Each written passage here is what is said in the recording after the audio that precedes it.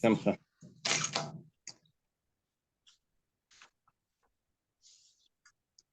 So today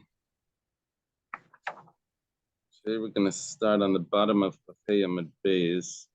We start from Tehei Shein Regel Chayav B'Shus Rabbi Mikal V'Chaim. Good morning. Oh, good morning. Hi, Shalom there. Yeah. Hi, Shalom. Want some water? Okay, thank you. Hillel, next time fly with Maisha. He apparently he gets a better service. I see. Okay.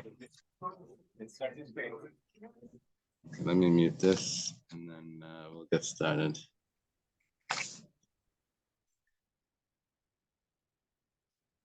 Okay. We're in middle of Reb Tarfon's opinion, where Reb Tarfon says that if Karen, I'm sorry, I didn't say. We thank Hashem that we're able to learn Torah every day. So we're learning we should have Beis Hamikdash immediately. Yeah, Reb Tarfon's opinion is that if Karen is Chayev Chatinezek in Rosh Hashanah, Shein and Regel is Potter in Rosh Hashanah. But Shein and Regel is Chayev Nesek Shalom in the Rosh Hashanah. So Karen should for sure be Chayev Nesek Shalom in Rosh Hashanah. Right? Karen should have that extra payment in the Rosh Hashanah in the property of the victim. Well, now the Gemara says, let's go the other way. Let's say that Shein and Regel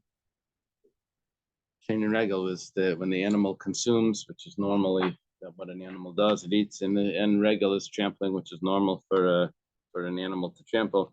We said that it's exempt in Rosh Hashanah. Let's take it the opposite way. Let's say that Shein and Regel should be exempt. Shein and Regel is exempt in Rosh Hashanah. We should say that there should be Chayav in Rosh Hashanah. We could have a Kal V'Chaimer. Uma Karen, just as Karen. Shebeshus Nizik, Ma Karen could mean just as or whereas for. Whereas for Karen in the Rosh Hashanah Nizik, Ena Meshalem Elachatzi Nizik. Not following Reb Tarfon's opinion. Following the rabbi's opinion, that Karen pays half price in Rosh Hashanah Nizik. And B'Shus Rabim is Chayev. And it's also Chayev in Rosh Hashanah. Shein Regel Shebeshus Nizik Meshalem Nizik Shalom. Shein and Regel that pays full price in Rosh Hashanah Nizik. Right? This is following the Rabbanon's opinion. Einay din Shebeshus Rabim Chayev. For sure should be Chayev in Rosh Hashanah. If Shein and Regel that pays more in Rosh Hashanah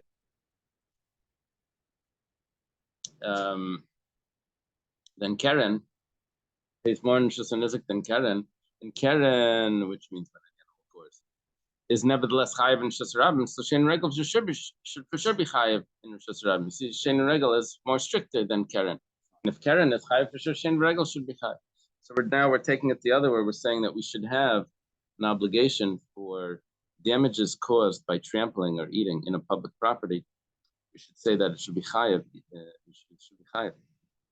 Well, that's a kal v'chaimer. So the Gemara says we don't say that kal v'chaimer because I'm a kral beer b'steyachav le'b'shus rabim. They have a clear pasuk that says that you don't say that. It says if it consumes, I'm exactly on the bottom of 25 feet, about to turn to 26. I have a pasuk that says that only if it consumes in a private property, in the other person's, in the victim's property, but not in the public property. So that kal v'chaimer would have been good until I have the pasuk that tells me that we don't say that. The Gemara is not satisfied. The Gemara says that maybe the pasuk is not telling you everything, and you could still say that Shein and Regel should be chayav in Rosh Hashanah. The Gemara says midi kula kamrina and palga kamrina. Maybe what the pasuk means to say is that you only have to pay full price for Karen in Rosh Hashanah. That's the full price. But what about half price? And that may be half price in Rosh Hashanah, and you have to pay. It's the property of the victim. Yeah. Private property of the victim. Maybe you should still have to pay half price in the public property. And now you have a pasuk that says that you only pay in the private property. Yeah, that's full price. What about half price? Amar Kra, we have another pasuk. It says v'chatzu es kaspe. Talking about Keren, it says that you divide. You have to pay half price. And it says kaspai, which is referring to the price of Keren. Kaspe shel zevele kaspe shel acher. The only time you pay half price is by Keren, not by Shein and Regel. Now we that option, we just lost that option of paying half price by Shein and Regel, and therefore we're left with either you pay everything or nothing. And since you only pay everything in Rishus HaNizik, then obviously in Rishus Rabim it's going to be nothing. Okay, there's 5 attempts at Kal V'chaimer here to change the halachas, and what do they do when they try to change laws? That's up at the Supreme Court. So this is it's a bunch of attempts. Maybe we should say Kal V'chaimers to adjust the halachas that the way we know them. And the Gemara is going to bring in psukim that's not going to do that. It's going to prove that we can't adjust it. Okay, so that was our first attempt was to change the rule for Shein V'regel in public property to make it chayav. Now the Gemara says, "Leite Shein V'regel chayavas b'shus hanizik ala chatzi nezik mikal v'chaimer." Let's go the other way. Good morning. Let's say that let us say that Shein and Regel in the private property of the victim should only be chayav chatzi nezek. We say that Shein and Regel is always nezek shalom.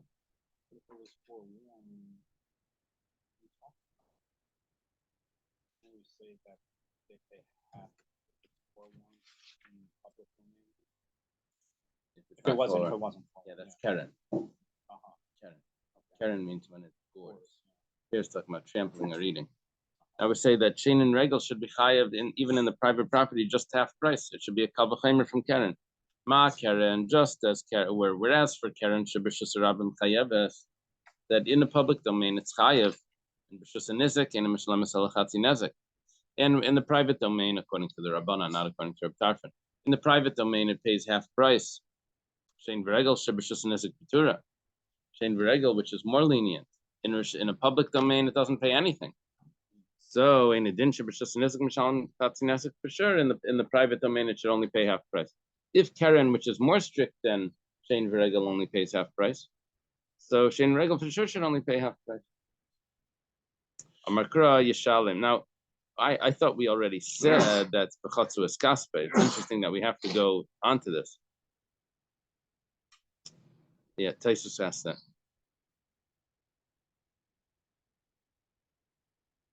That's Taisus' question. Okay. Once I know it's Taisus' question, I can go on. What does that phrase mean, al kaspo? You divide the money. You divide the payment.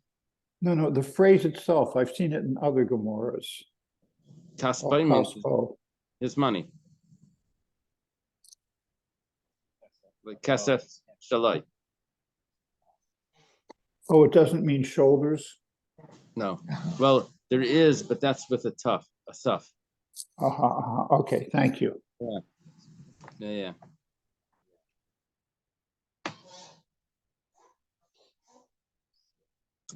So,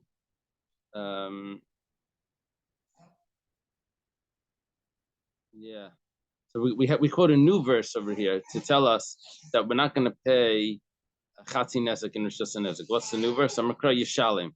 Actually, the pasuk says, "Meitav sadeyu, meitav karma Yishalim." That he has to pay the best of his property, the best of his vineyard, and which means that tashlumin ma'al, you have to pay a real payment, not a half a payment. In context, it sounds like that also. It says meitav sadeyu Yishalim. He has to give a full restitution and not half price. So our attempt at saying that maybe Shein and Regel should only be half price, a Kal V'chaimer from Keren that's half price. So we say no. Pasuk says Yishalim. Let's go the other way. Let's say that Keren should be totally exempt in Rishus Harabim. Keren when it gores, say it doesn't have to pay. We have a Kal V'chaimer. Ma Shein V'regel. Whereas for Shein V'regel should be B'shus Nisik Nesik Shalim. Shein and Regel, you have to pay full price in the property of the victim. If it eats, the animal goes into the property of the victim and it eats or it tramples, it has to pay full price. But in a public domain, it's exempt. So Karen, when it comes to goring, that in the private domain it's only chatzinezek.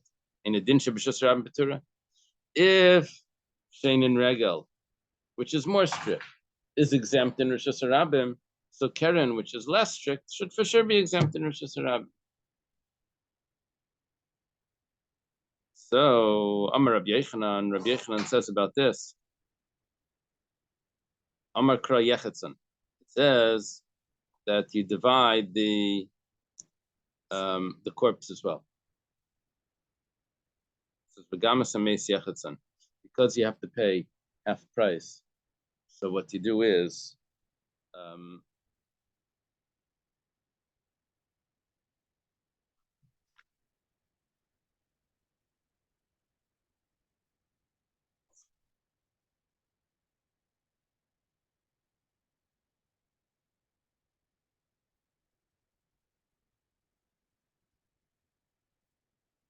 I remember how this works. I thought that we take the corpse and we evaluate what it's worth now, the carcass of the animal. And then you take the living animal, the perpetrator, and you take from it however much half the damages were. You take that from the animal.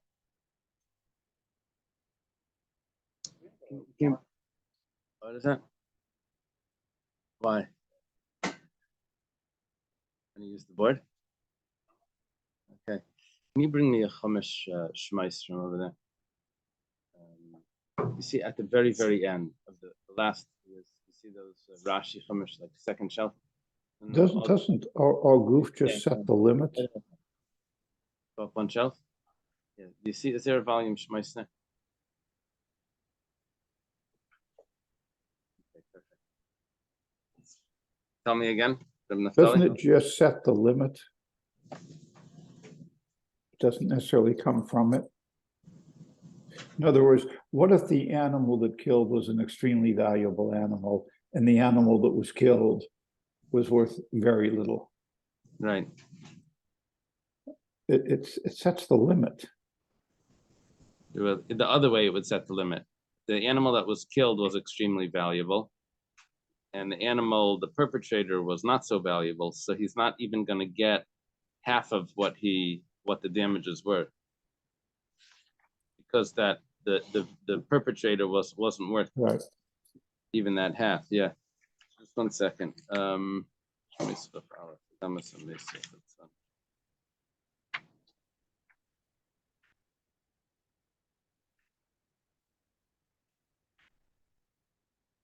Yeah, the pasuk says like this: if when an ox will push his fellow's ox which dies, yiga, which we said means yiga, they shall set the living ox and divide its money, and the carcass too shall they divide. Now, what does this mean? They should divide the carcass. We're talking about over here. Ox is worth 200 zuz. That killed an ox worth 200 zuz.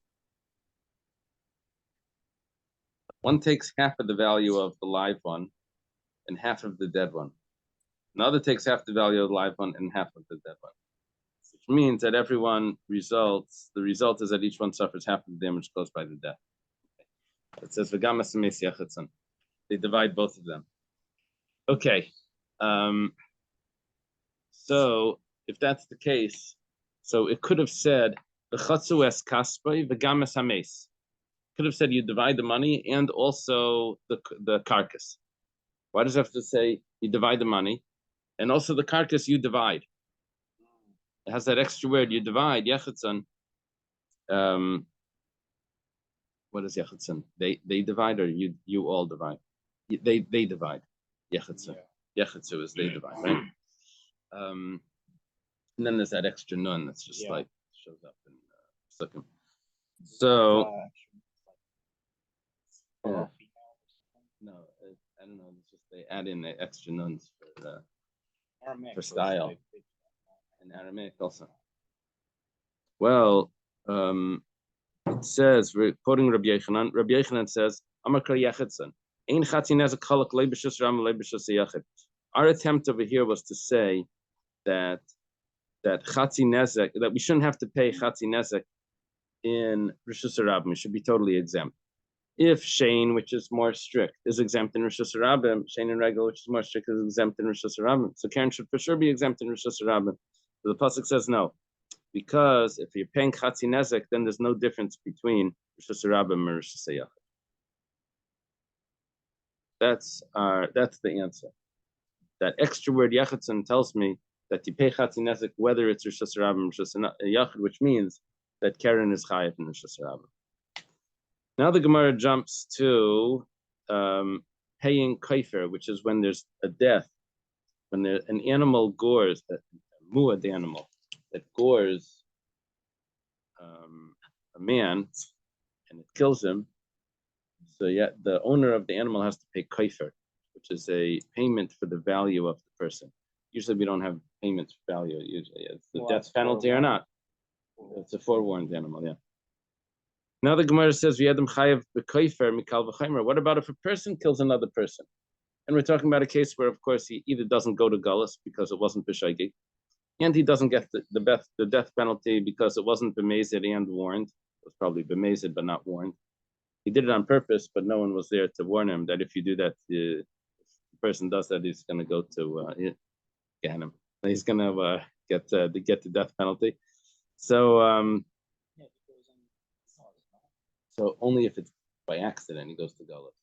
If it's on purpose, if he shoots a gun, then he gets the capital punishment. But only if there were two witnesses and he was warned. So here we're talking about where there's witnesses, but they didn't warn him.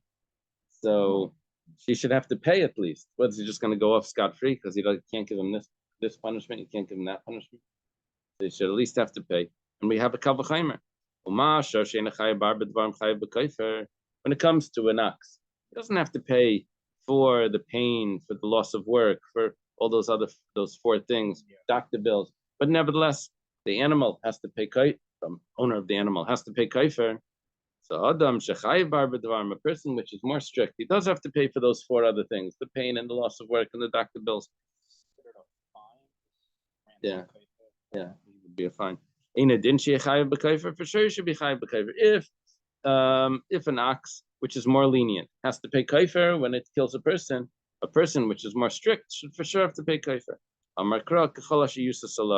Anything which is placed on him, which means like evaluated on him. It's only on the ox that it kills, but not on a person.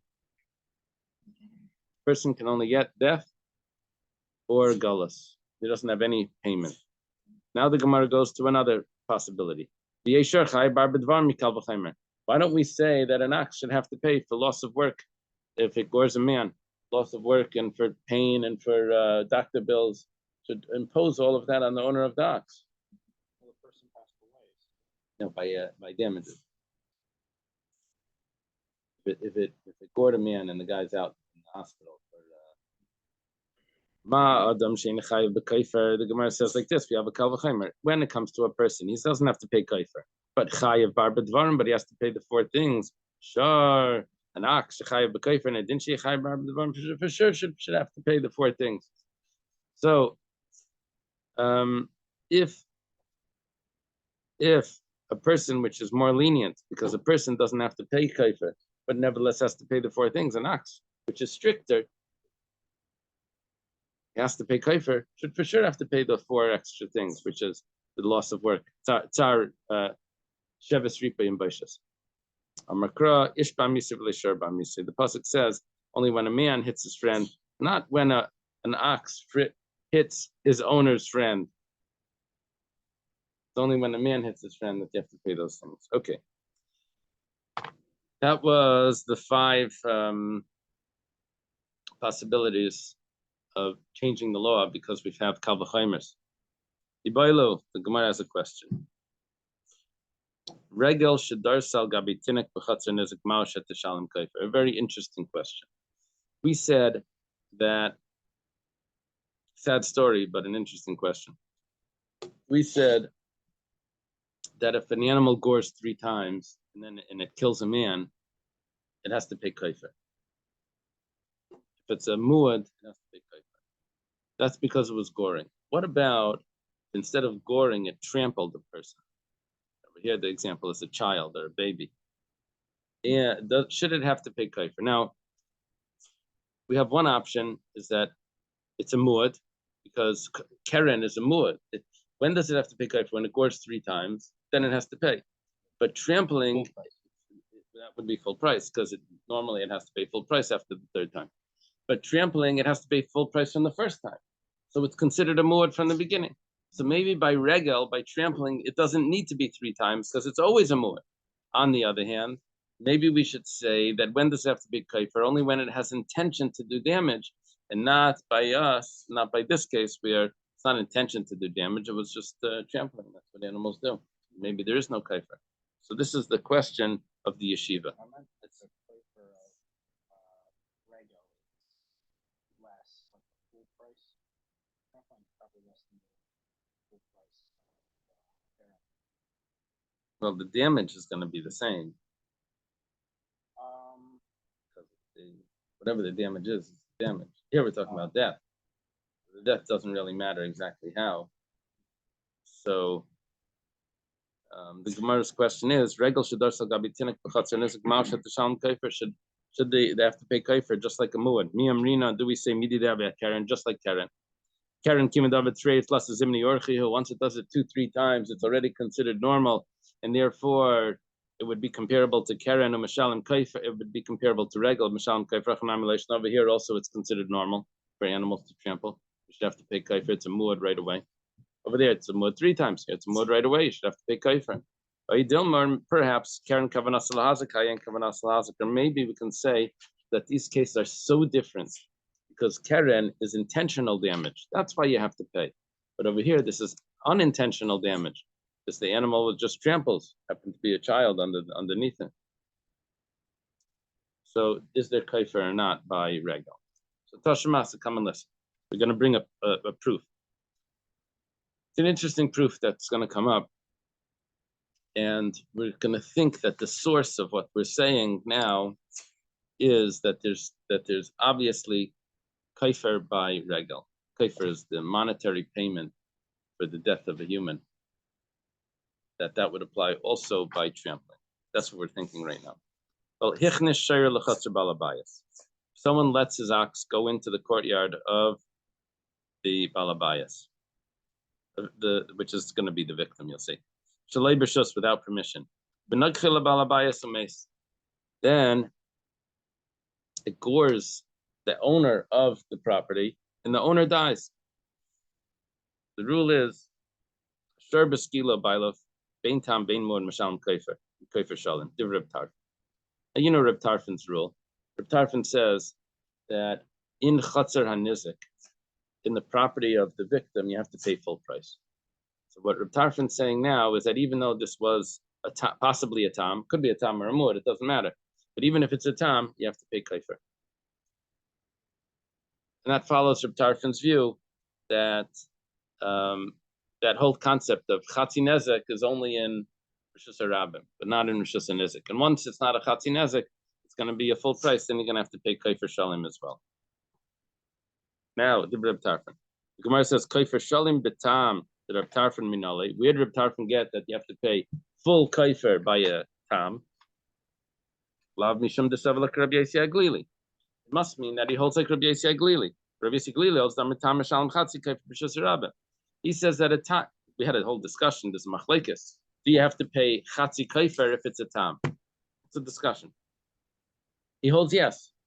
If you have to pay chatzi kaifer by a tam, then that's only in Rishus HaRabim. In Rishus HaNizik, then you have to pay kaifer shalim because that's Tarfon's view that everything switches from half price to full price in the Rishus HaNizik. Okay. So, how do you know that you have to pay kaifer by a tam?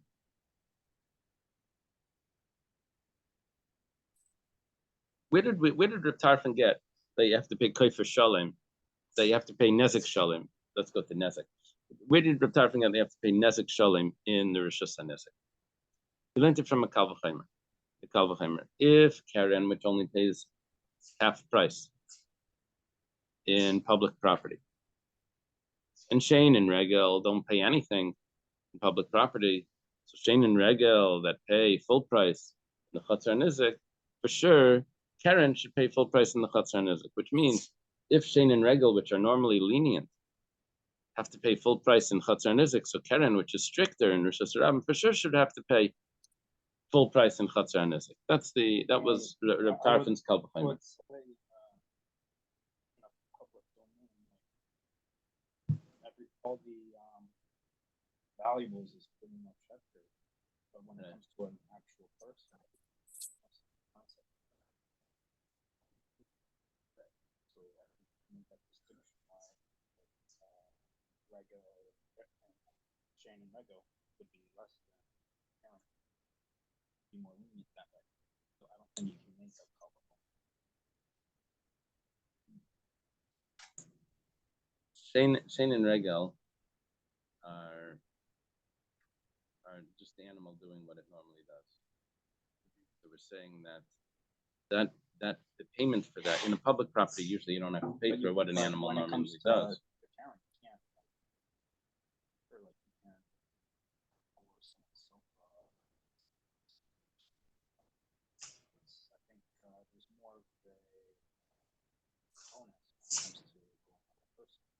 Right. Onus in English, like a burden, or onus as It's like repercussion. There's more responsibility there. Yeah. Of course, the person, the onus is on the animal's owner to guard it, or the onus is on the person to get away from it. Oh yeah, I spoke about that. So that's a good point. Yeah. I don't think over here we're not making the distinction between if it's goring personality or if it's goring the person himself. Something we're not really getting into that. All we're saying is that if it kills a person, if it would be in a public area, according to Reb Tarfon, who holds like Rabbi Yisrael Lili, would have to pay half kaifer. When it comes to the private property, he would have to pay full kaifer. Now, where did Reb Tarfon get that you double the payment from half to whole? You complete the payment when it comes to the public, when it comes to the private domain. You had a kal v'chomer. If Karen pays half and Shane and Regel don't, so then for sure when Shane and Regel pay whole, Karen for sure should pay whole. That was the Tarfon's kal v'chomer. So now what we're thinking is like this, that if Regel pays kaifer,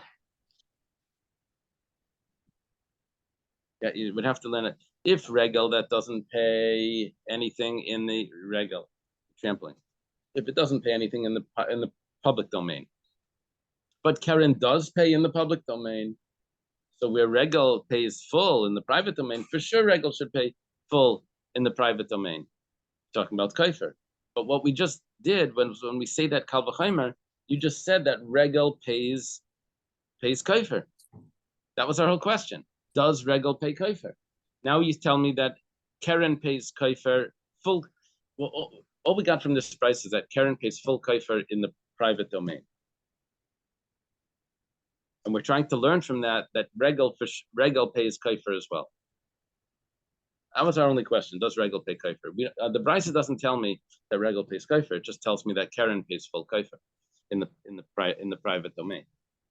But how does Reb Tarfon get the kal v'chomer, like the basis of the kal v'chomer, that the payment is complete in a private domain? He gets it from a kal v'chomer from the public domain, and which is the kal v'chomer is based on if Regel doesn't pay in the public domain, but it does pay in the private domain. So Karen, which pays in the public domain, for sure pay in the private domain. But the way to do this with kaifer, you're going to have to say, if Regel doesn't pay kaifer in the public domain, but it does pay kaifer in the private domain. And right there we have our answer. But let's go on with the kal v'chomer. So Karen, which pays in the public domain half price, should for sure pay in the private domain.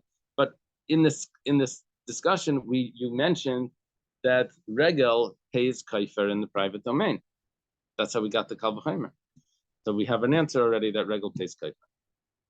Ma'asilei mi Regel. Kal v'chaimer miregel. I'll make a kaifer beregel. You see, in that kal v'chaimer, you see that regel has kaifer. Amar Rav Sim min ardoi tana minazakin the regel ma'isela. Gemara says you don't have to do it exactly like that. It could be that there really is no kaifer by regel, and that's not how we learned it. We learned it like this: if regel in Rosh Hashanah doesn't pay for damages, but Rosh Hashanah pays for damages, so Keren, which in Rosh Hashanah pays half kaifer, should for sure in Rosh Hashanah pay full kaifer. So in other words, it's not learning from kaifer to kaifer that regel doesn't pay kaifer in Rosh Hashanah, but it pays in Chatzar Nisik.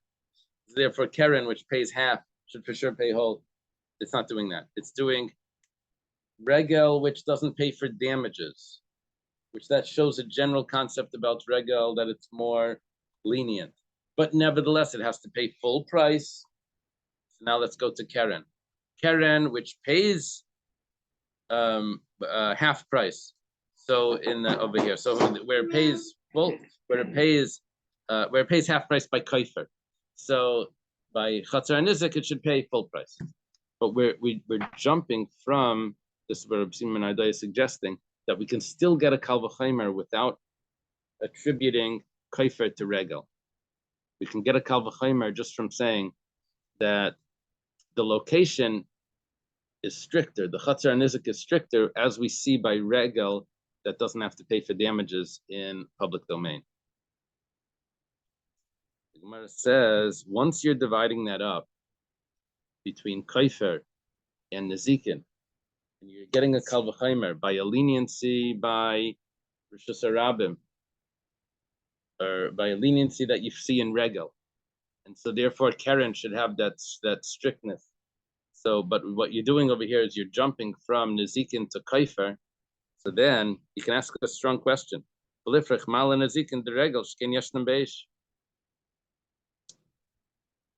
comes to nezikin, when it comes to damages, we have a concept of fire.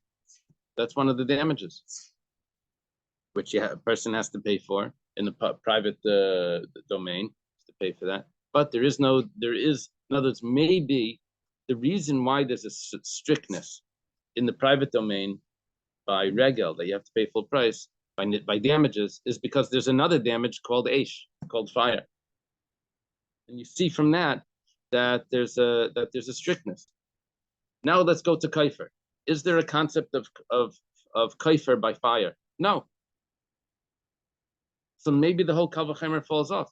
Maybe it's only because by nezikin you have that extra thing because there's also fire.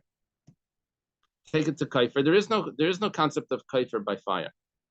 If a person lights another person on fire, there's no doesn't have to pay kaifer. So that would be a leniency. So you lose a kal v'chaimer when you see when you say that if a strong person can lift, if a weak person can lift 10 pounds, the strong person can for sure lift 10 pounds, right? But maybe if you have something, thing over there, that if the weak person has some advantage because he has like longer arms that he can fit them over there, and that's why he's able to do it. So here what we're saying is maybe by nezikin it has some other concept that you have to pay for fire as well, and that's the reason why. But how do you know that by the other person would be able to do it by kaifer that it's going to be the same? You don't have that concept.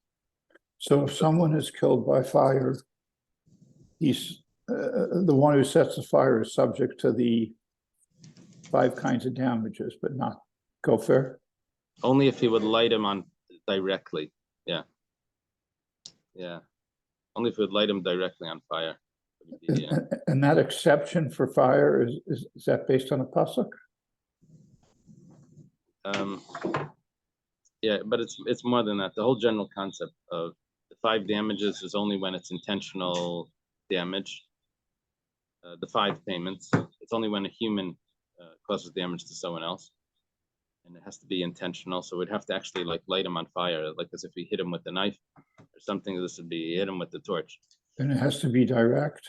It have to be direct, and also And then there's no kaifer either.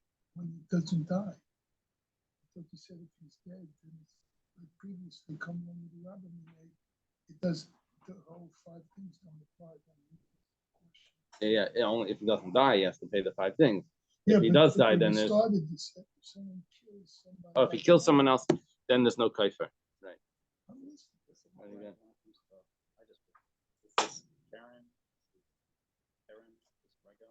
Yeah, perfect. Very good. That's why I wanted. Yeah. Whiteboard, Very good. Is this? Yeah, this is more or less perfect. right? Yeah. This is Reb Tarfan's view. Okay. I'll bring my marker. I keep a marker in my jacket for the classroom. Yeah, we don't use truck anymore. Okay.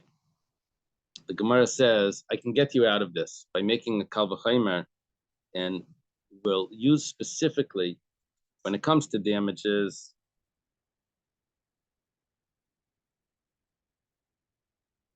We can use something that's concealed, which is exempt by Aish. So it would go like this.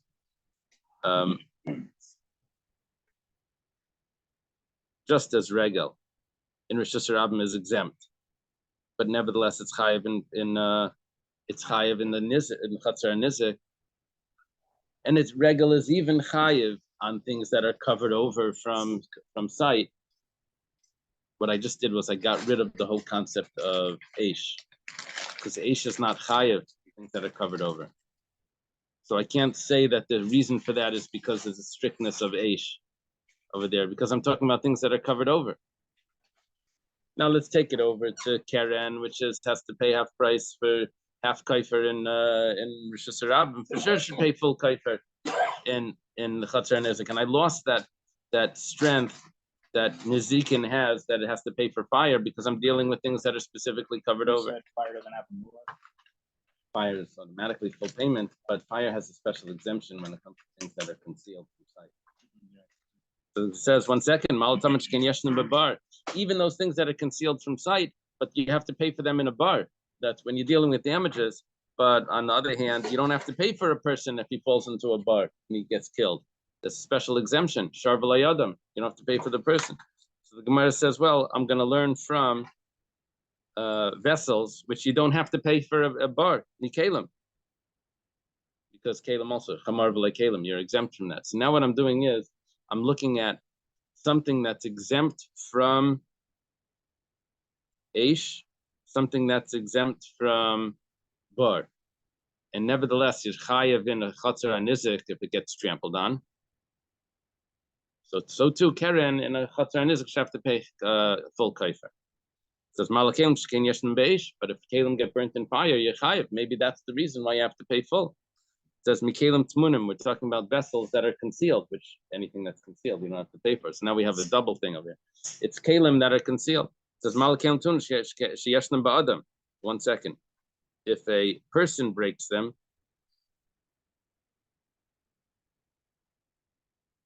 he has to pay for them. If a person breaks vessels, even if they're concealed. However, if a person kills a man, he doesn't have to pay kaifer. Because of all these complications with the kal v'chomer, if you divide it up and say the kal v'chomer is not coming directly from kaifer, say it's coming from Nezikin, we're not going to be able to do it. So we say that must be that he's learning it from kaifer de regel. I'll make a kaifer b'regel shma mina. We have our answer that there is kaifer by regel. Amalei Rav Acha midifti l'Ravina chinam mistaber the kaifer by regel. Rav Acha bin difti says to Ravina, it makes sense that should be kaifer by regel. Why? He says, if you say that there is no kaifer by regel, the Tanim and Ezekiel the regel ma'isila, and we're learning it from other damages. Lifrich man al Ezekiel the regel shkein yeshtem b'regel. You can ask a question that how can you learn from Nezikin? That just like Nezikin in a public domain of regel is exempt, but in a private domain has to pay full price. So to kaifer by Keren in a public domain is half price. So to buy Keren in a private domain should be full price. How could you say that? Because immediately you're going to ask that 1 second. regel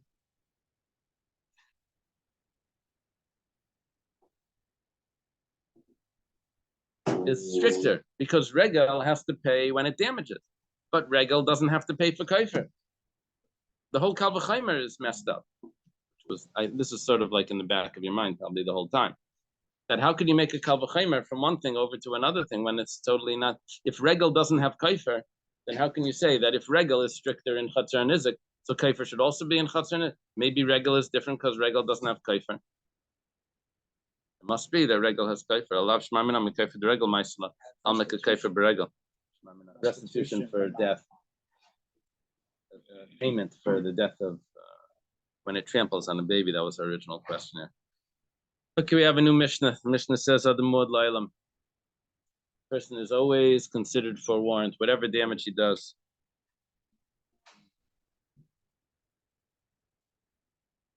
Yeah, Bein Shagig Bein Meis, whether it's by accident, or rather not accident, whether it's unintentional or whether it is intentional.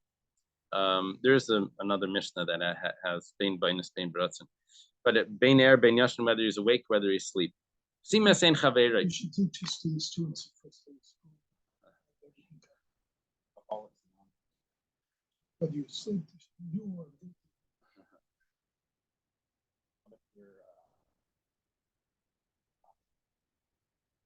Yeah, also chayav. Yeah. If he blinds his friend, and he also breaks the vessels, Mishalim Nezik Shalom, he has to pay full price. Okay. Katani, we learned in this Mishnah, it looked like there was a comparison there. If he blinds his friend, he also has to, or he breaks vessels. Right? Ma Hasam Nezik, just like over there, you have to pay just for the damages. In Arbad Dvarim Lai, by the vessels, you don't have loss of work and all of that. You have you just have to pay for the damage. Even if he blinds his friend, he probably doesn't have to pay for the four extra things.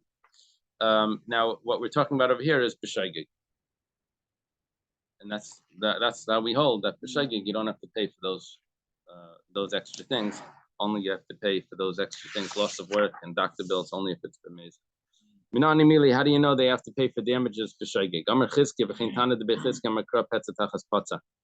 says a wound for a wound. What do you have? A bruise for a bruise. That means if someone puts a bruise in his friend, so he has to pay for that, whether it was on purpose or whether it was by a mistake, whether it was intentional or unintentional. Gemara says, 1 second, we already used that for something.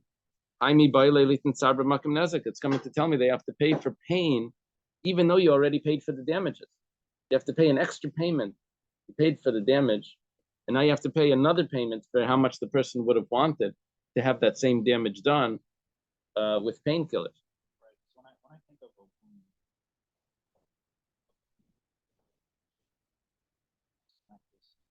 you would pay just for the pain, not necessarily the damage. There are certain types of bruises that only have pain, and certain types of injuries that have no pain.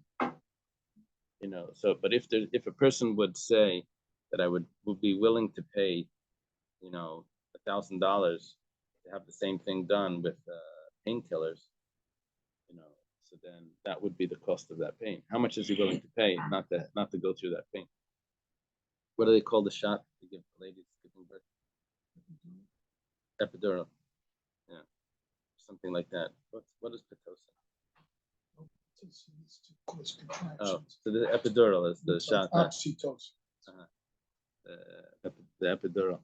How much they would pay to have an epidural? How would you know? You've only had Okay. At home. what? At home. So, but we use that petza tachas petza. So imkein lichtov kra petza bipetza my tachas petza.